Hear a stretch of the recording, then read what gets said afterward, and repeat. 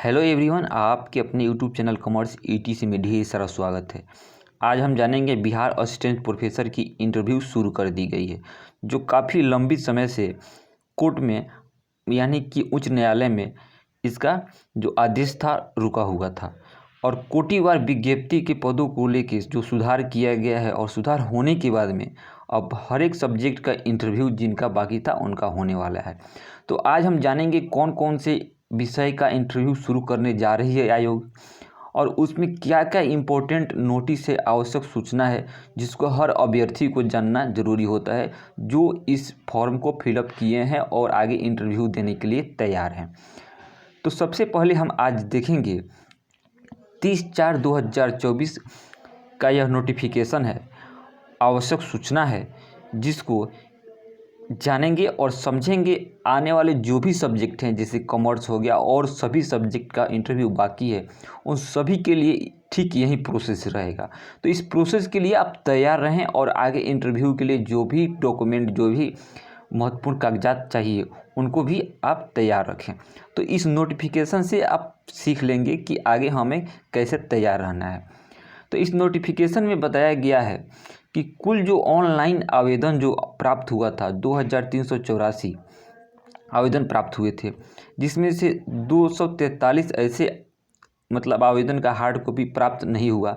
जब hard copy प्राप्त नहीं हुआ, ऑफलाइन नहीं लोग भेजा, तो अस्वीकृत कर दी जाएगी, उसको रिजेक्ट कर दी जाएगी।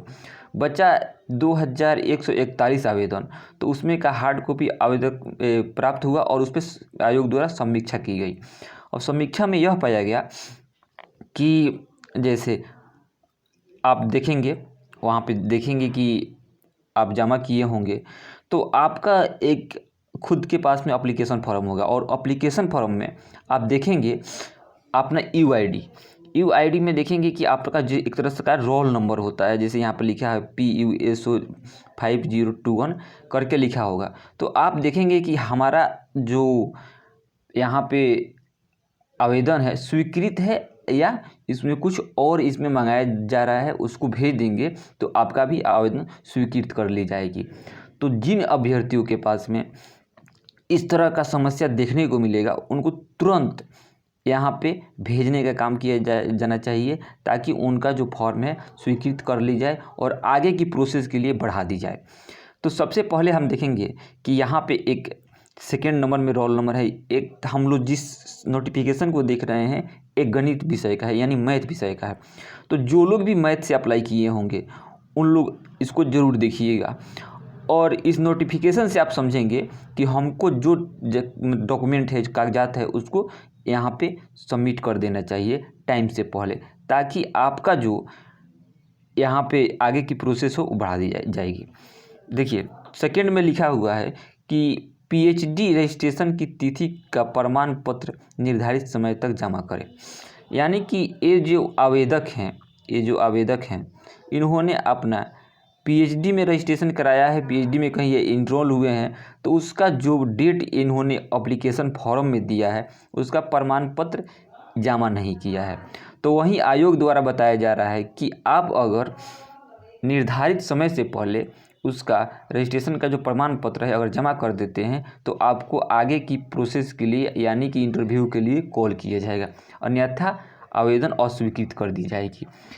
तो आपको इसको जरूर कर देना चाहिए जिन लोगों ने नहीं किया है। चलिए आगे देखते हैं, आगे का क्या बात है उसको भी समझ लेते हैं। आगे उसी तरह का बात है, जिनका स्वीकृत है उनके रोल नंबर के नाम सामने स्वीकृत लिख दिया गया है, लेकिन जिनका अस्वीकृत के रूप में है, जिनका कुछ डॉक्यूमेंट बाकी है और कौन सा डॉक्यूमेंट बाकी है वो भी लिखा हुआ है।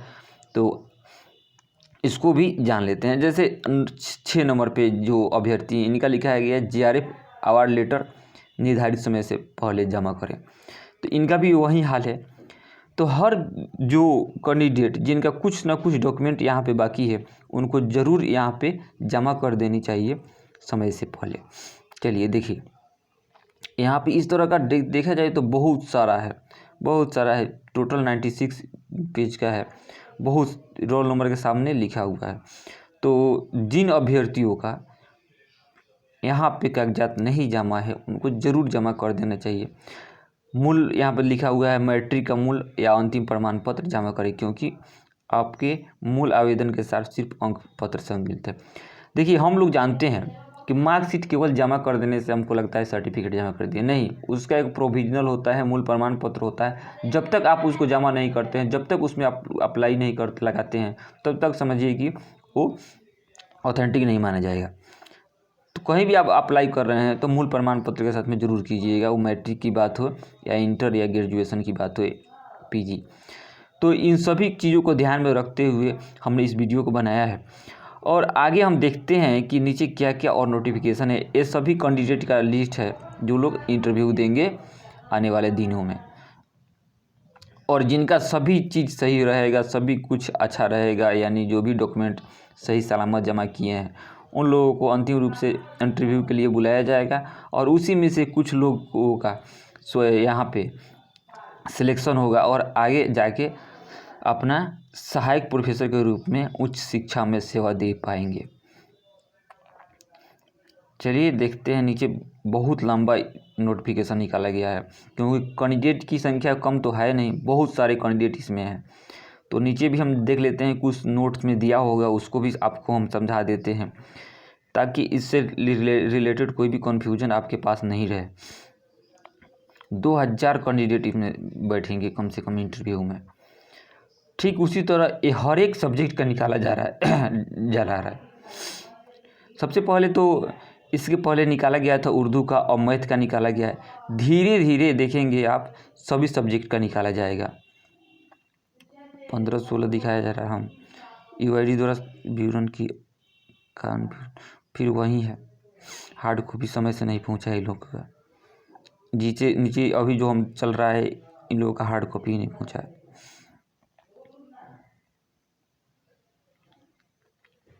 देखते हैं और क्या इम्पोर्टेंट नोटिफिकेशन है। यहाँ से देखेंगे, यहाँ पे बताया गया है कि अगर इसमें से कोई भी टाइपिंग में त्रुटिवश गलती हो गया है, भूलवश त्रुटि हो गया तो उसका संशोधन किया जाएगा। और यह साक्षात्कार हेतु अभ्यर्थियों को संपुष्ट नहीं करती है, यानी कि आपको इंटरव्यू के लिए बुलाया जाएगा या नहीं बुलाया जाएगा, यह यहाँ से स्पष्ट नहीं होता है। आगे उसके लिए फिर से एक नोटिफिकेशन आएगा, इसमें बताया गया।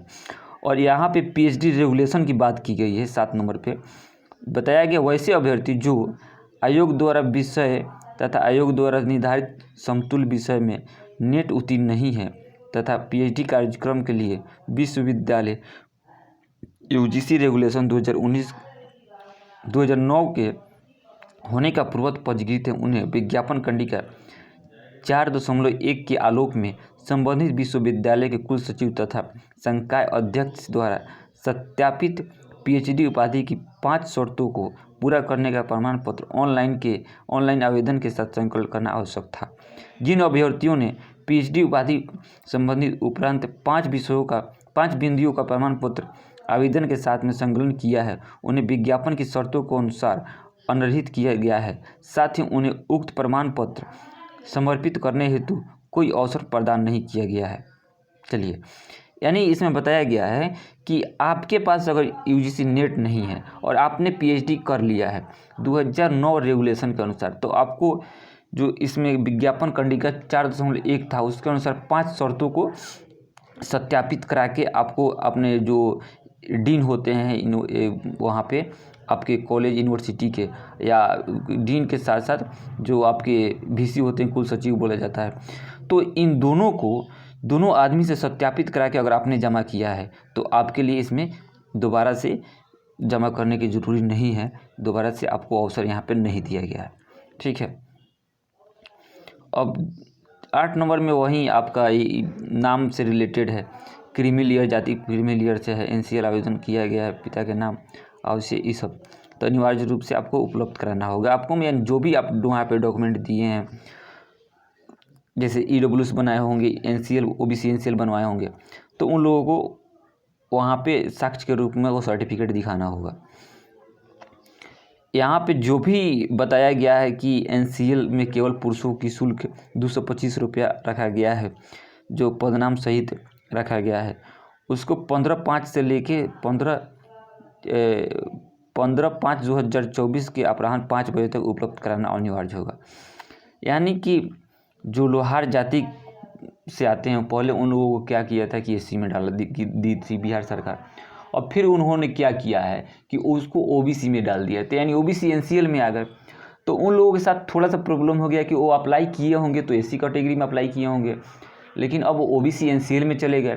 तो उनके लिए क्या की है आयोग एक तरह से बहुत अच्छा इस यहाँ पे व्यवस्था लगाई है कि उन लोगों को फिर से ओबीसी का सर्टिफिकेट बनवा कर 15 मई तक उन लोगों को जमा कर देना है आयोग की वेबसाइट पे जाके, और उसके लिए डिमांड ड्राफ्ट के साथ में जमा करना है, जो 225 रुपये रखा गया है।